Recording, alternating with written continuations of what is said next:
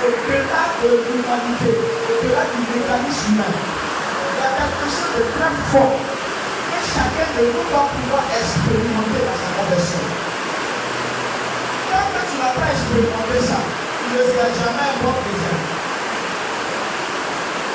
Ah oui. Il y a quelque chose, même que chacun de nous n'a pas vécu ça. Il va passer 10 années dans l'église, dans la vie chrétienne, mais jamais il ne sera converti. Moi, alors, il dit des vies chrétiens comme en haut, pas de signe, de haut en bas. C'est-à-dire, il vit comme Dieu. Un temps, il est bon, un temps, il n'est pas bon. Il fait du n'importe quoi. Parce qu'il n'a pas encore reçu une révélation de l'évangile, une révélation de Christ. Donc, je ne peux pas la faire de dire. C'est quelque chose de terrible qu'il a vécu. Je vais dire sur la parole de Dieu.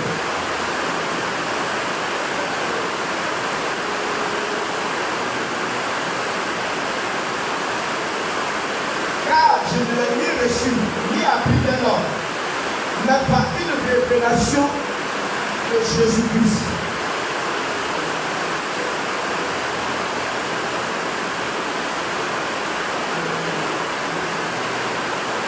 Est-ce que ta vie, elle est véritablement reliée avec Dieu? Elle est véritablement reliée avec Christ. Même quand on vient de prêcher l'évangile, le but, c'est de te mettre en contact avec Christ. C'est de te lier avec Christ. Dès lors où cette relation sera établie avec Christ, il y a des expériences mystérieuses que tu as appelées à vivre. C'est de ça que Paul parle. Il fait allusion à cela.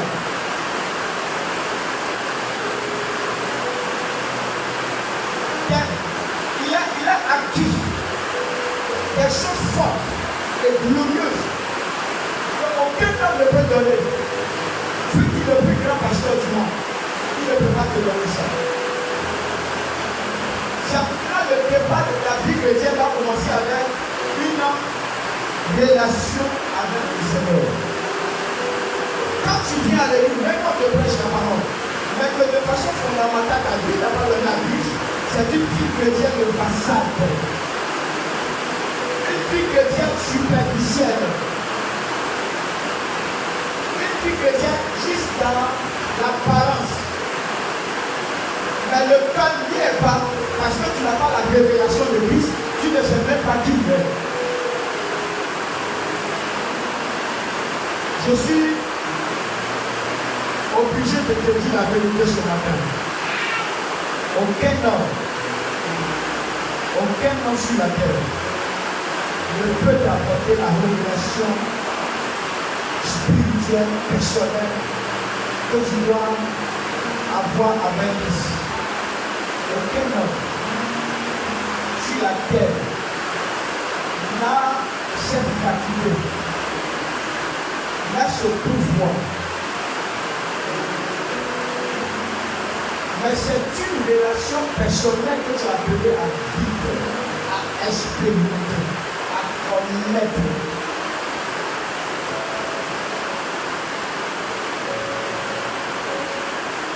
Cela commence par une sincérité avec le Seigneur. Il y a des gens qui veulent connaître les pasteurs, ils connaissent même les plus grands pasteurs, mais jamais ils n'ont connu Christ. Il y a des gens qui viennent à l'église. On la connaît à l'église, mais Christ ne la connaît pas. Ils ne connaissent pas le Seigneur. Pourquoi le Seigneur peut-il se permettre de dire quelle personne dit Seigneur te connaît, à la fin du Seigneur dit je ne te connais pas? Posons-nous la question. Il y a une réalité de vie que chacun de nous a appelé à vivre à expérimenter. Toi, dans son temps, a vécu cela. Alléluia. Il a vécu cela. Ce n'est pas un homme qui l'a converti. Ce n'est pas un homme qui l'a changé. Tout changement est le fruit du Christ. Autrement dit, le fruit du Saint-Esprit. Lorsqu'il est dans ta vie, il y a des choses que tu commences à expérimenter. Ça ne dépend plus de l'homme. Ça ne dépend même pas de ton église. Mais ça dépend de celui-là qui a dans ton cœur qui s'appelle Christ. Alléluia. Alors il dit, On continue.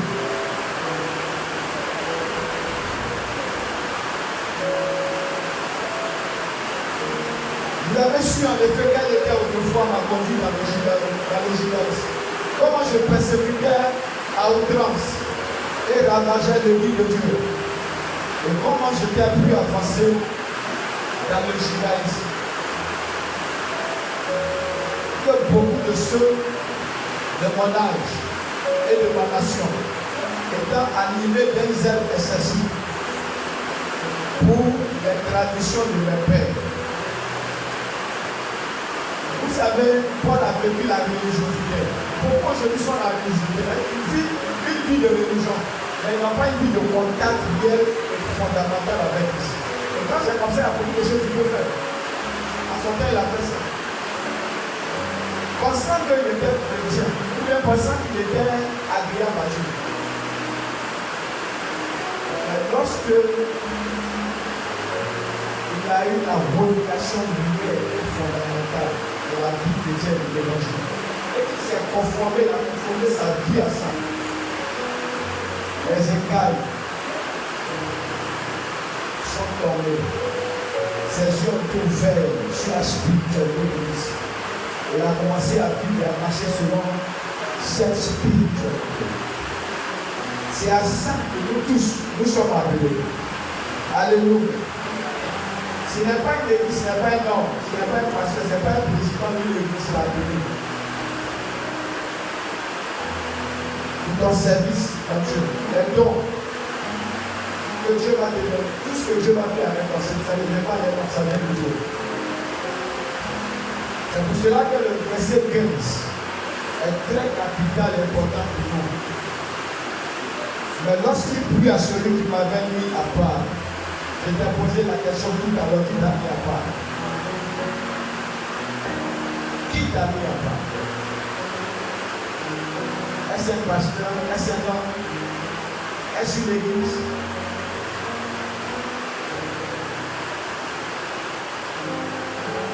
Si c'est une église, si c'est un homme, ne trompe-toi. L'homme ne peut pas te conduire à ce qui est véritablement de Dieu. Aucune église ne peut te conduire à ce qui est véritablement de Dieu, à ce qui provient de Dieu.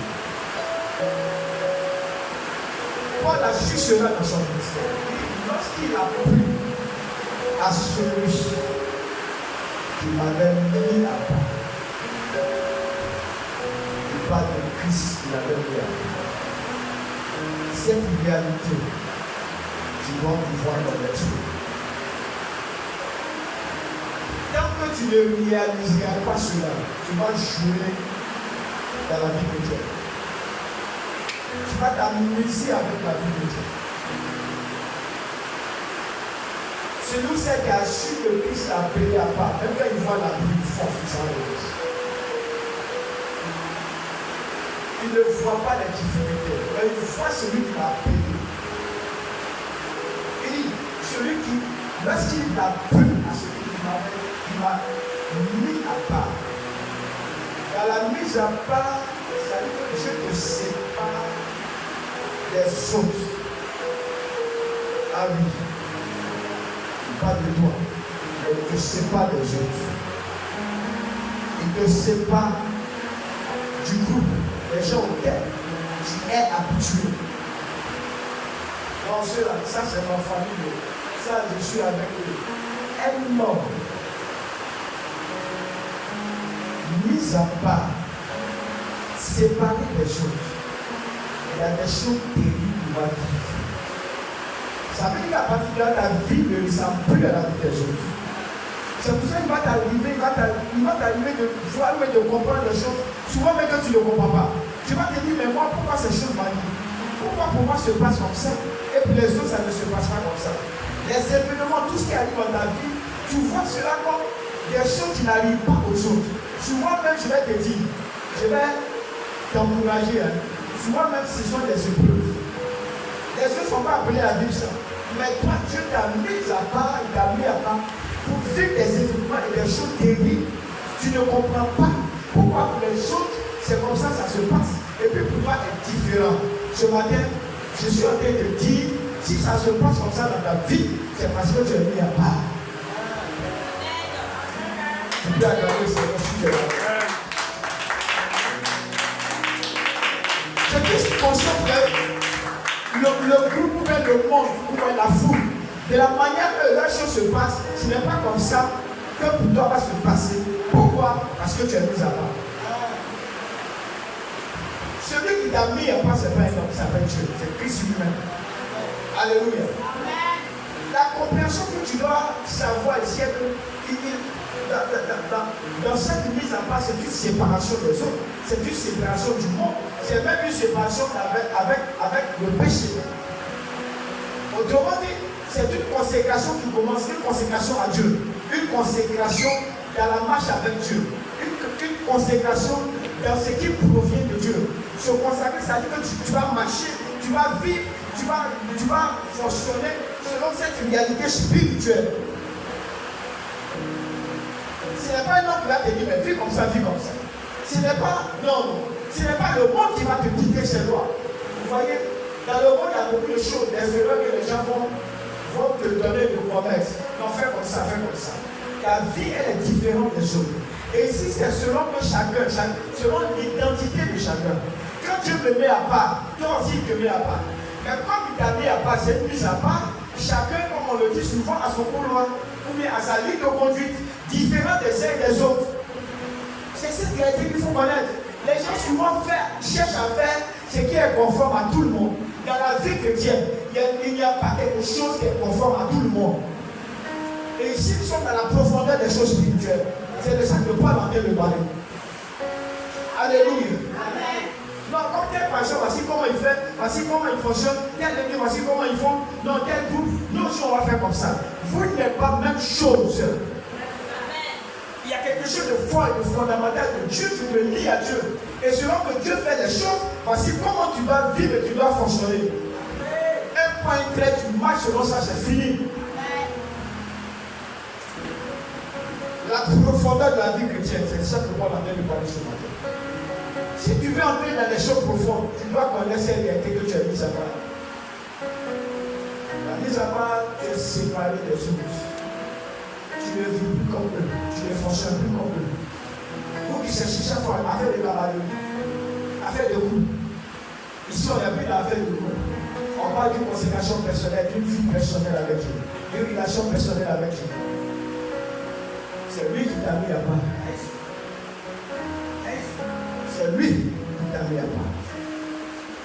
C'est lui qui te distingue. C'est lui qui te sépare.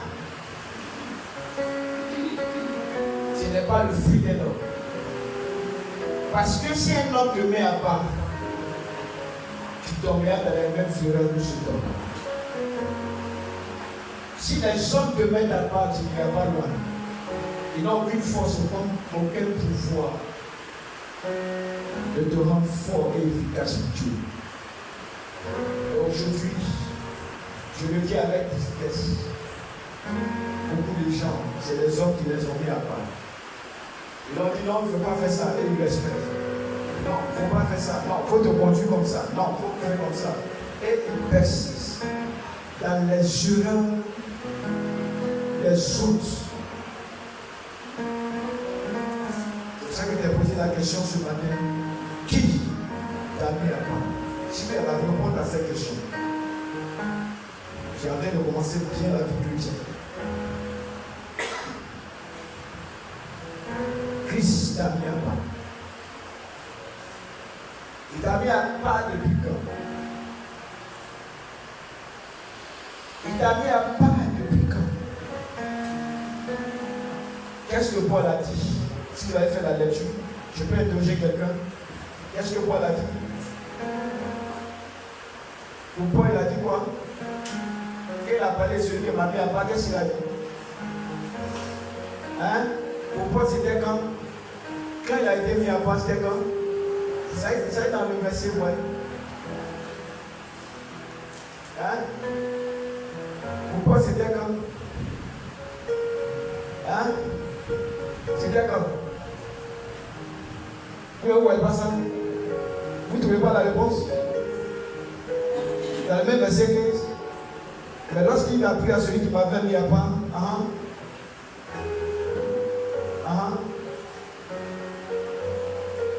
et dit, j'attends vos réponses. Verset 15, ça dit là. Non, vous êtes celui-là. Pour Paul, c'était quand? Dans le même verset 15, lui. Dès le sein de sa mère. Il dit quoi? Mais lorsqu'il a plu à celui qui m'avait mis à part, dès le sein de ma mère. Alléluia. Dès le sein de ma mère. Maintenant, regardez le temps qui s'est passé jusqu'à ce qu'il prenne conscience. Jusqu'à ce qu'il prenne conscience. Autrefois, il n'a pas su. Ça veut dire quoi? Tant que tu n'auras pas la révélation de Christ, de savoir qui il est, il y a beaucoup de choses sur ta vie que tu vas ignorer. Vous me faites comprendre? Tant que tu n'as pas été connecté avec Dieu, tu n'es pas suivi avec Dieu, il y a beaucoup de violence que tu vas avoir. Quand tu commences une connexion que tu as établie avec lui, tu commences à avoir ce qu'on appelle la connaissance. Et il a eu cette connaissance, maintenant il dit, ses yeux ont été ouverts, que c'est depuis le sein de sa mère qu'il a été mis à part. Vous voyez les bienfaits quand on est avec le Seigneur. Pourquoi souvent on est ignorant? Parce qu'on joue avec Dieu, parce qu'on n'est pas suivi avec Dieu. Mais quand tu t'attaches véritablement avec lui, il y a des choses que Christ va te revenir. Des choses même avant ta naissance. Des choses même avant ton existence sur la terre. Parce que lui, il t'a mis à part, il a la connaissance de tout. Il s'appelle Dieu. Il n'y a pas quelque chose qu'il ne connaît pas. Toi, ton intelligence, ta sagesse est limitée. C'est pour cela que tu as besoin de véritablement être avec le Seigneur. Quand tu n'es pas véritablement avec lui, il y a des choses, tu te fais du mal, tu fais du mal à toi-même. Tu n'auras pas la connaissance des grandes choses rattachées à ta vie. Jusqu'à ce que tu puisses le connaître véritablement. Comme on le dit à la fin, là tes yeux sont ouverts. Et tu prends conscience que c'est depuis quelque chose. Donc le diable a volé une partie de ma vie. Ce que je faisais, je pensais que j'étais bon. J'étais avec les gens. Je passais ici. J'étais seulement à l'église. L'église finie, mon ami, tu es là, ici. On faisait du bien pour nous. Oh, ce n'est pas la volonté de Dieu pour toi. Et dans ces choses, comment tu peux grandir spirituellement? Dans ces choses, comment tu peux atteindre le royaume de Dieu? Tant que tu n'as pas connu Christ véritablement, tu n'as pas le salut. Donc c'est clair. Il y a les versets précédents, on n'a pas lu, il a parlé de faux évangile, il n'a pas eu tout ça. La vie chrétienne, ce n'est pas la comédie. Il y a une réalité que nous sommes tous appelés à expérimenter la vie. Et il continue, vous voyez donc. Toujours le verset 15, tu dois tirer nos thèmes.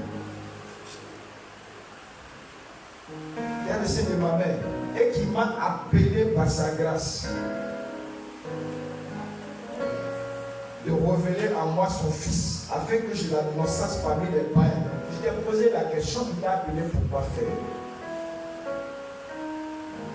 Parce que tu dois savoir qui t'a appelé, qu'est-ce qu'il t'a appelé pour faire. Sinon, tu n'es pas né à passionner, tu n'es pas consacré. Il y a la consécration, il y a une responsabilité qu'on a appelée, une mission plutôt, qu'on a appelée à exécuter. Sinon, tu n'es pas consacré. Consacré à Dieu pour faire quoi? Autrement dit, moi, par Dieu pour faire quoi?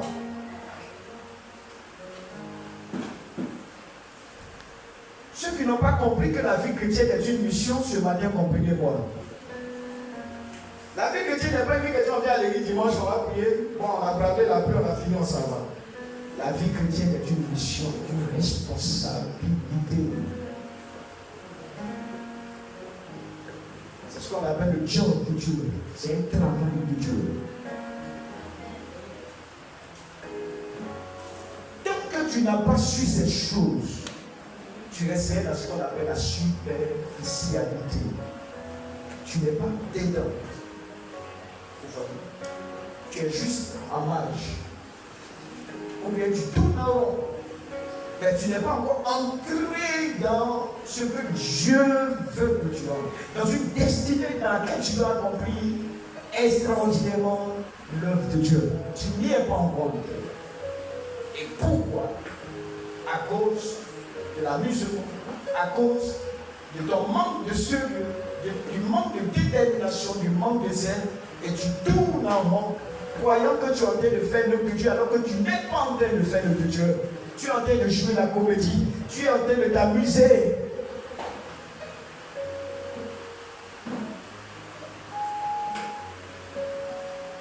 Que ta vie chrétienne ne ressemble pas à cela. Au grand jamais. Vous savez, quand je vous ai appelé qui t'a mis à part, parce qu'il est possible que Satan te mette à part. Je vous donne des exemples. Ceux qui sont dans le fétichisme, ils sont consacrés au fétichisme. Qui les a mis à part? C'est Satan qui les a enrôlés, qui les a mis à part. Beaucoup sont mis à part par des entités démoniaques.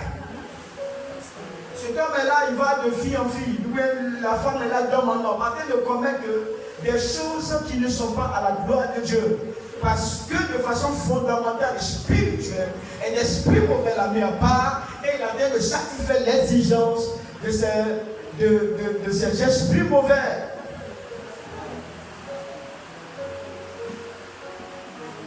Il est possible que Satan te mette à part. Il est possible que des entités démoniaques te mettent à part. Il est possible. Pour savoir cela, quel est ce que tu fais?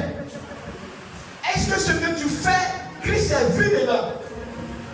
Est-ce que la mission que tu fais sur la terre, le comportement que tu adoptes, tout ce que tu fais sur la terre est en relation avec Dieu? Est-ce que Christ est vu dedans? Je te pose cette question pour que tu puisses savoir. Est-ce que Christ est vu dans ton comportement? Christ est vu dans tes attitudes? Est-ce que Christ est vu? Est-ce que Christ est vu? Amen. Celui qui est mis à part par Dieu, dans ses attitudes, dans son comportement, dans tout ce qu'il fait, c'est Christ qui est vu. Amen. Oui, dans tout ce qu'il fait, Christ est vu. Tout ce qu'il fait, Jésus-Christ est vu. Il est glorifié. Parce qu'il a été mis à part pour ça. Il ne peut pas faire autre chose.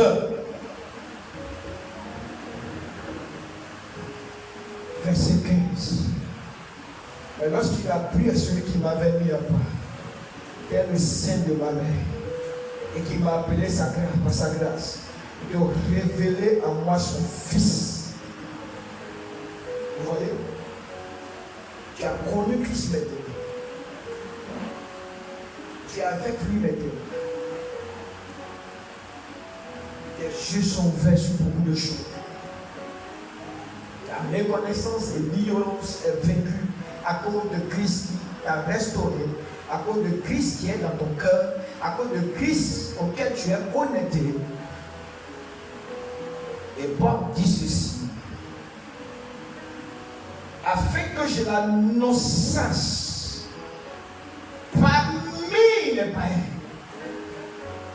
C'est-à-dire quoi? Là où tu vis, dans ton environnement, les gens qui t'entourent, ils ne peuvent pas t'influencer, ils ne peuvent pas t'empêcher de manifester Christ dans ton comportement, de manifester Christ dans ta parole, de manifester Christ dans tes attitudes, de te conduire comme Christ l'exige de toi. Amen. Il ne peut pas t'influencer. Amen. Il fait des voleurs, des corrompus. Mais toi, ta nature dégage les corruptibilités. Les corruptions, ça dégage le fruit de Dieu dans toi. Leur comportement ne peut pas tenir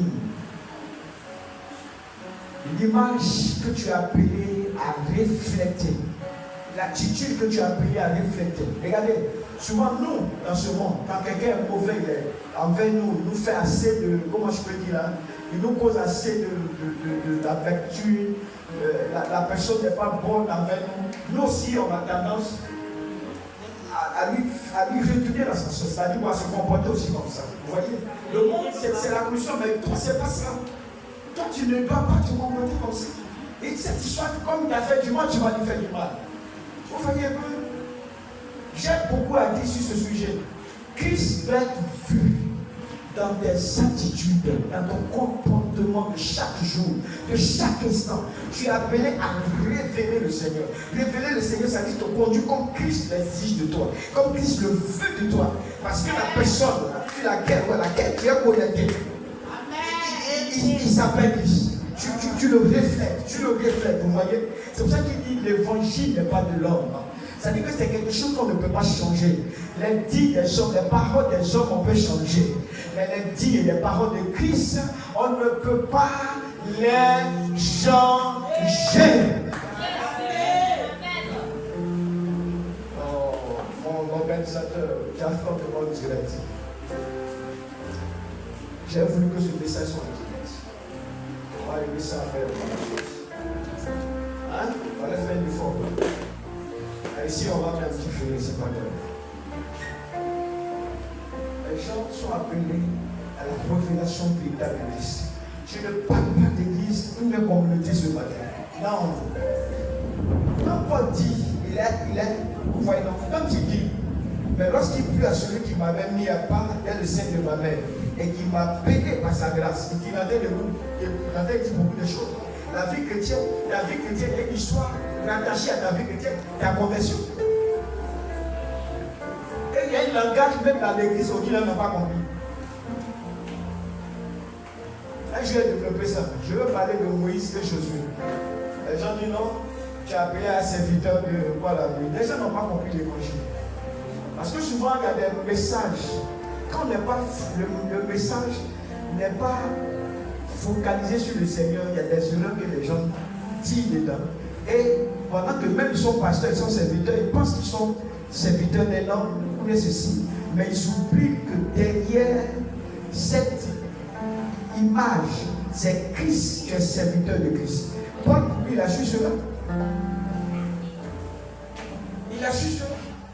Serviteur, ce n'est pas seulement les choses, les ministères, je veux dire, ici, c'est tout le monde. Tout le monde, tu chantes, mais c'est pour le Seigneur. Tu ne chantes pas pour une église fausse quoi, quelconque, fausse quoi, de quoi. Tu n'es pas pasteur, tu n'es ni fausse quoi, tu es pasteur de Christ, c'est lui qui t'a établi. Quand Christ parle des ministères, ministère apôtre, ministère prophète, ministère docteur, il parle de ministère évangéliste, il parle de ministère pasteur. Nulle part il a dit c'est pour l'église. Amen. C'est parce que c'est lui qui les a établis. Tu es serviteur de Christ. C'est pour cela au jugement, ce n'est pas ton pasteur qui va te juger, lui-même sera jugé. Au jugement, ce n'est pas ton église qui va te juger. Lui-même, l'église, ce n'est pas ton église, mais ta communauté qui va te juger. C'est Christ lui-même qui va te juger. Donc ça veut dire tout ce que nous sommes en train de faire, nous sommes en train de faire cela pour Dieu. Et chacun de nous doit avoir la conscience de cela. Alléluia. Amen. Ici, même si moi je t'ai établi responsable, tu n'es pas responsable pour moi, tu es responsable pour l'avancement de l'œuvre du Seigneur dans le monde entier. Alléluia. Amen. Christ m'a établi pasteur. Ce n'est pas un homme. La révélation que Paul nous dit ici, pourquoi il a fait allusion depuis le sein de ta maman. Mais il y a une révélation cachée, ça veut dire quoi? Ce n'est même pas ta maman qui t'a établi prophète. Alléluia. Ce n'est même pas ton père qui t'a établi prophète. Ce n'est pas tes parents qui soient spirituels, ce n'est pas ça qui est mon problème ce matin. Mais ce n'est pas eux qui t'ont établi science. C'est quelque chose que tu as reçu depuis l'éternité. Alléluia. Amen. Commence à se manifester quand tu viens au monde. C'est pour ça que Paul a dit quel est le sein de ma mère. Mais la réalité, c'est depuis l'éternité de Dieu. Avant même que tu viennes au monde. Et pour le cas de Jérémie, ça a été développé. Dieu lui a parlé clair dans les oreilles. Avant même que tu ne sois formé dans le sein maternel. Ça veut dire quoi? Avant même que tu ne viennes au monde, tu as été établi par ce qu'on appelle Dieu. Alléluia. Je suis en train de parler là des choses ministérielles, des choses spirituelles. Amen. Un pasteur, une église ne t'a pas établi. Alléluia. Quand les gens n'ont pas la compréhension de ça, c'est pour cela que souvent on voit des pasteurs qui dérapent, on voit des gens qui dérapent, qui font autre chose. Parce qu'au-delà, ils ne voient pas Christ. Mais ils voient une église François, ils voient un président d'église, ils voient ceci, cela. Acclamons le Seigneur. Alléluia.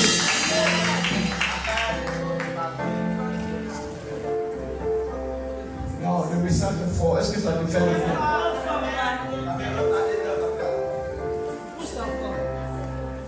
Regardez le verset 17. Et je ne montais pas à Jérusalem, vers ceux qui fuient apôtres avant moi. C'est la révélation qui m'a été reçue.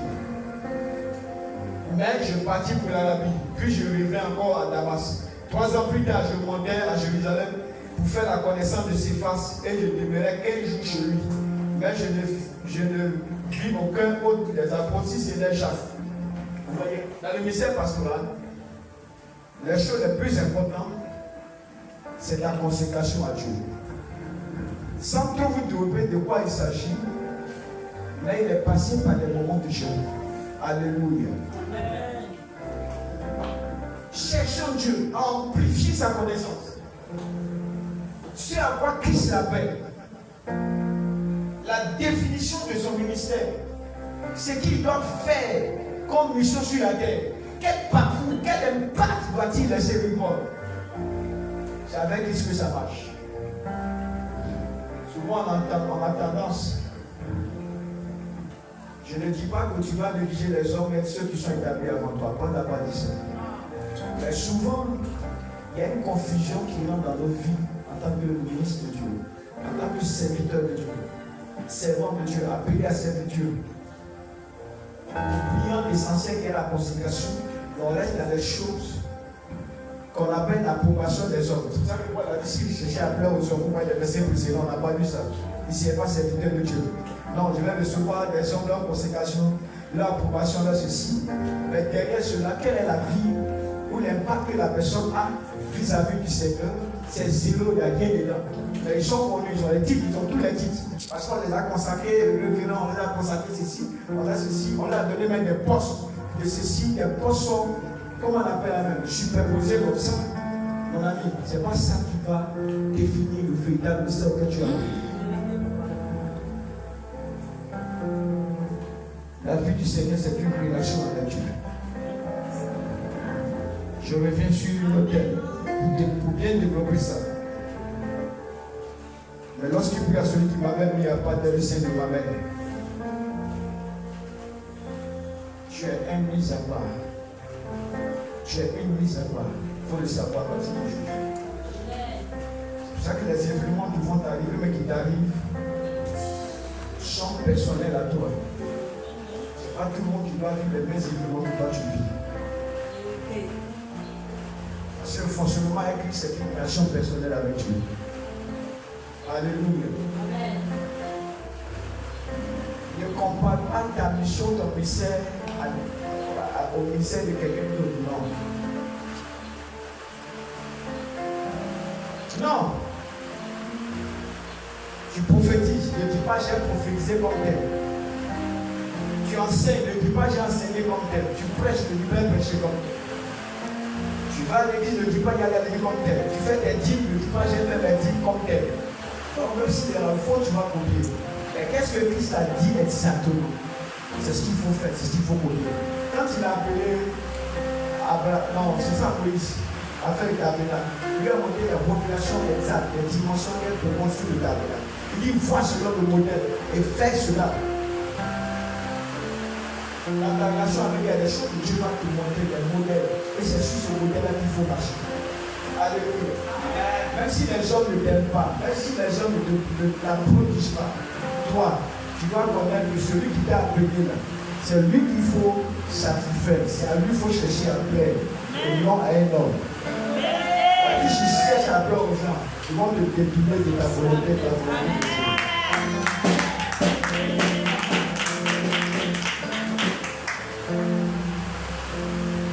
un monde où les gens n'aiment pas la vérité publique, la vérité qui vient de Dieu. Les gens aiment ceci. On va chercher à plaire aux gens. Même quand ils sont dans le faux, ils se condamnent. Pourquoi? Parce qu'ils se disent que les gens sont avec eux. Est-ce que Dieu est avec nous? Est-ce que Dieu est avec nous?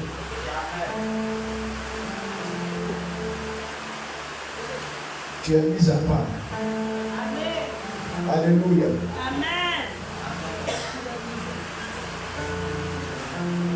Les femmes, même si vous n'avez pas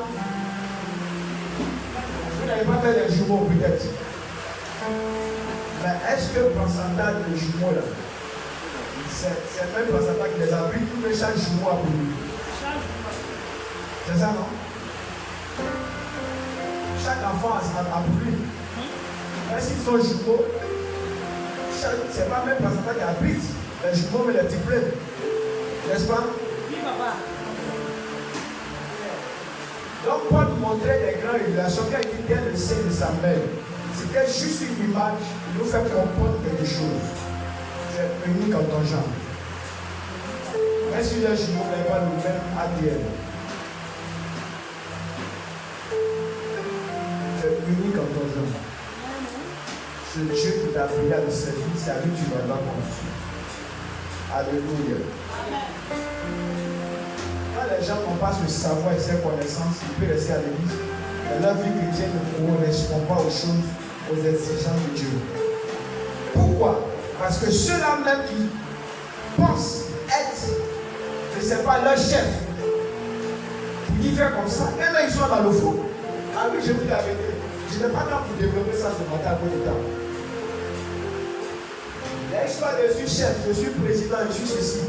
Il y a trop de dérapage dedans. Ça veut dire qu'il y a des gens qui ne sont pas prêts pour cette mission, ce que je suis en train de vous dire. Jésus a démontré ça devant les pharisiens. Ils sont chefs, ils sont ceci. Parce qu'il n'y a que l'orgueil spirituel. Et eux-mêmes, ils n'ont pas de vie consacrée à Dieu. Alléluia. Amen. Rends-toi compte de cette réalité ce matin. Il t'a mis à part, il t'a séparé du péché. La foule aime le péché. Il ne faut pas te conformer à leur folie. Quand tu es mis à part, tu es un homme que les gens ne peuvent pas comprendre. Je suis en train de dire ça ce matin. La seule personne qui te comprend s'appelle Dieu.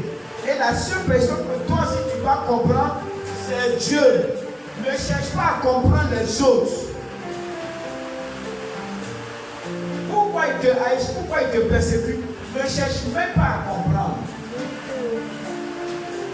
Tout simplement, rends-toi compte que tu es mis à part.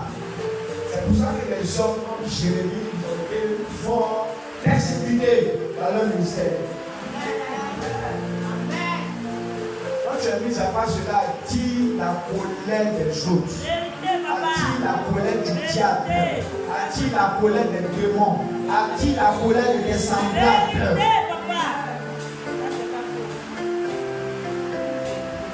Ils vont commencer à te haïr.